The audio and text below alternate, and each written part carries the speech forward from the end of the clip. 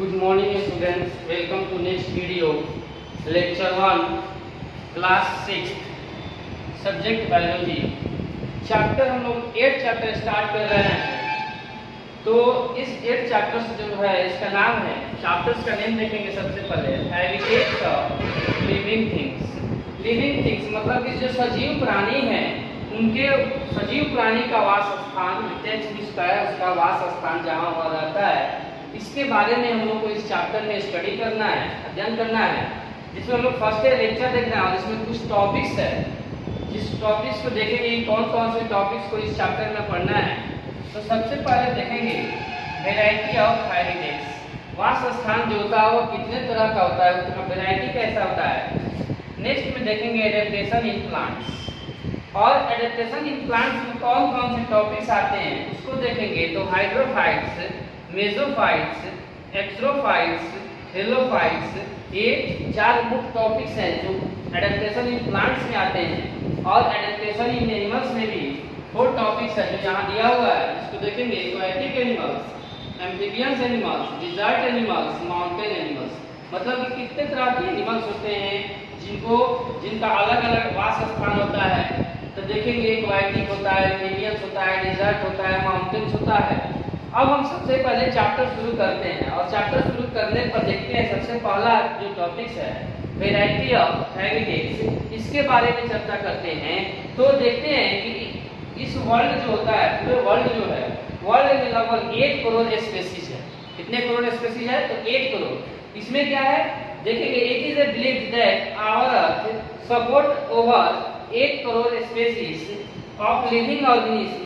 These organism inhabits every part of the world.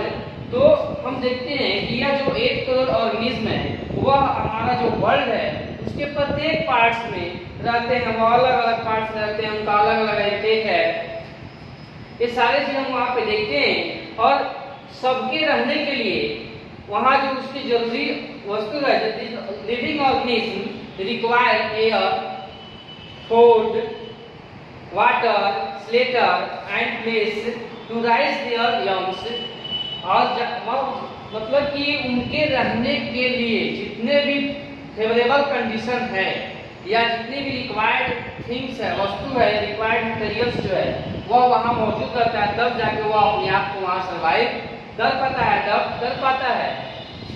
तो इस तरह अलग अलग जगहों पे, अलग अलग देशों में, अलग अलग राज्यों में अलग अलग तरह के जो लिविंग ऑर्गेनिज्म है वो हमको दिखाई देते हैं और पाए जाते हैं, जिसको हम अपने दैनिक जीवन में भी देखते हैं। जब घूमने जाते हैं या कहीं टूर पे जाते हैं तो हम देखते हैं।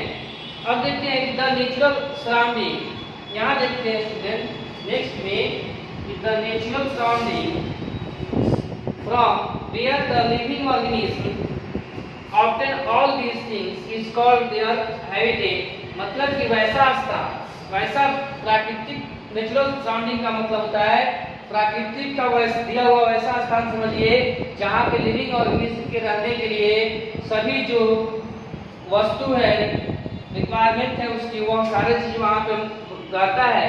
उस जगह को हम उसका क्या कहते हैं? हैबिटेट कहते हैं, वास स्थान कहते हैं। जैसे एग्जाम्पल में देखते हैं कि फॉरेस्ट, जंगल में भी जानवर रहता है, forest, grassland, river, ponds, lake, ocean, sea salt, desert, mountains, hill etcetera.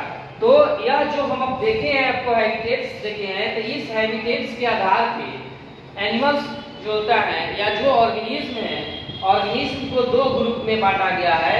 एक ग्रुप है टेरेस्ट्रियल हैबिटेट्स और दूसरा ग्रुप है एक्वाटिक हैबिटेट्स। तो हम अब दोनों की चर्चा करेंगे, टेरेस्ट्रियल हैबिटेट्स और एक्वाटिक हैबिटेट्स के बारे में चर्चा करेंगे। अब नेक्स्ट में देखते हैं हम स्टूडेंट, जैसे कि हम बतलाए हैं कि उनके हैबिटेट्स के आधार पर, जैसे mountain, forest, grassland, ocean, river, इसके अकॉर्डिंग जो होता है उनके हैबिटेट्स को 2 भागों में बांटते हैं। एक टेरेस्ट्रियल हैबिटेट्स होता है और एक होता है एक्वाटिक हैबिटेट्स।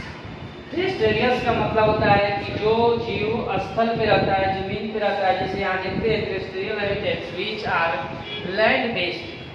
फॉरेस्ट जो लैंड बेस्ड होता है, लैंड पे रहता है, जैसे फॉरेस्ट पे रहता है, ग्रास लैंड पे रहता है, डिजर्ट पे रहता है एंड माउंटेन्स पे रहता है। तो यहाँ पे जो जीव निवास करते हैं उनको हम लोग टेरेस्ट्रियल हैबिटेट्स के अकॉर्डिंग देखते हैं।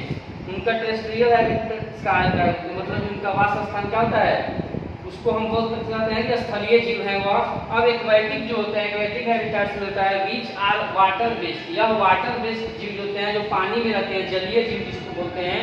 उनका वास स्थान जल होता है, जैसे रिवर, एग्जांपल है river, lakes, ponds and oceans जो होता है वह उनके रहने का स्थान होता है।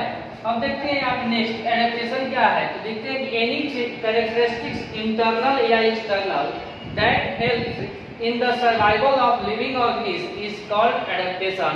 मतलब कि वह एक्सटर्नल हो या इंटरनल हो, दोनों तरीके से जब उनको मदद मिलता है और वह अपने आप को वहाँ पे सर्वाइव कर पाते हैं, जीवित रह पाते हैं, तो उसको हम लोग एडेप्टेशन कहते हैं। अब देखते हैं 10 वी कैन डिफाइन, अब हम डिफाइन कर सकते हैं हम लोग कि adaptation as the changes which helps an organism to survive in an environment. Adaptation क्या है, एडेप्टेशन जो होता है वह एक क्या है, एडेप्टेशन में चेंज होता है। Adaptation as the change which helps an organism, जो क्या करता है, जीव को मदद करता है किसी भी इन्वायरमेंट में उसको सरवाइव करने के लिए।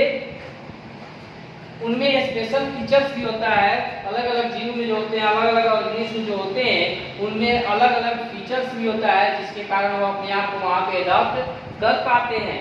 और एडॉप्ट अगर नहीं कर पाते हैं तो वह डेट कर जाएंगे, मर जाएंगे, नहीं तो उसमें क्या होता है वह चेंज कर देते हैं अपनी जगह को, जिसको लोग माइग्रेशन कहते हैं। तो अब यहाँ देखते हैं कि changes adaptive changes and adaptive features.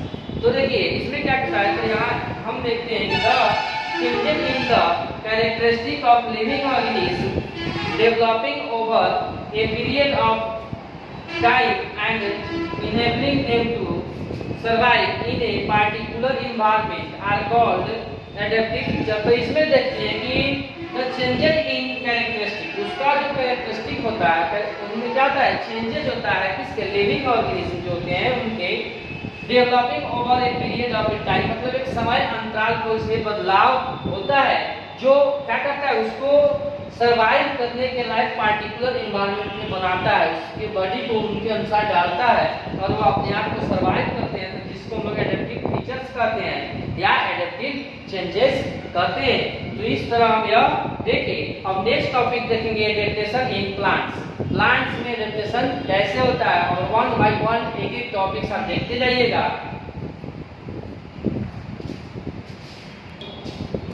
अब देखते हैं एक बार adaptation in plants with the respect to availability of water। Plants में जो एडेप्टेशन जो होता है, एडेप्टेशन इन प्लांट्स में जो एडेप्टेशन होता है with respect to availability of water, water का जो अवेलेबिलिटी होता है, उपस्थिति जो होता है उसके अनुसार देखते हैं। Water is the most essential element for the survive growth and development of any living organism. Water जो है बहुत ही इसेंशियल है, आवश्यक एलिमेंट्स है कि सर्वाइव करने के लिए, किसी भी लिविंग ऑर्गेनिज्म को सर्वाइव करने के लिए वाटर बहुत ही इसेंशियल एलिमेंट्स है। जैसे एग्जांपल में देखते हैं जैसे ग्रोथ, डेवलपमेंट, ये जो है ग्रोथ डेवलपमेंट के लिए वाटर क्या इसेंशियल है। अब हम देखते हैं वन बाय वन, जैसे हम आपको बताया है हाइड्रोफाइट्स। हाइड्रोफाइट्स जो प्लांट्स होते हैं, plants growing in fresh water, यह प्लांट्स फ्रेश वाटर में ग्रो करते हैं। Ponds, lakes and rivers, these are called also aquatic plants. इस प्लांट्स को हम लोग एक्वेटिक प्लांट्स कहते हैं। इसमें हाइड्रोफिलिया, हाइड्रिला आता है, बैक्टीरिया आता है, ये सब क्या है इसका एग्जांपल है। अब हम देखते हैं कि मेसोफाइट्स, मेसोफाइट्स जो होता है ये terrestrial plants growing in moist habitats या मॉइस्ट हैबिटेट्स जो होता है वहां पे पाया जाता है। अब देखते हैं एक्सट्रोफाइट्स। एक्सट्रोफाइट्स में देखते हैं कि terrestrial plants growing in water deficient habitats such as deserts, इसलिए इसको हम लोग टेरेस्ट्रियल कहते हैं। अब यहाँ देखते हैं कि हेलोफाइट्स, हेलोफाइट्स में देखते हैं plants growing in saline marshy areas along the sea, में जो होता है समुद्र के पास जो एरिया होता है, मर्सी एरिया जो होता है, सैलिन मर्सी एरिया, वहाँ पे यह प्लांट्स ग्रो करता है। हेलोफाइट्स जो होता है वहीं पे ग्रो करता है। तो इस तरह हम एक एक स्टेप देखें। अब हम लोग नेक्स्ट लेक्चर में नेक्स्ट टॉपिक की चर्चा करेंगे।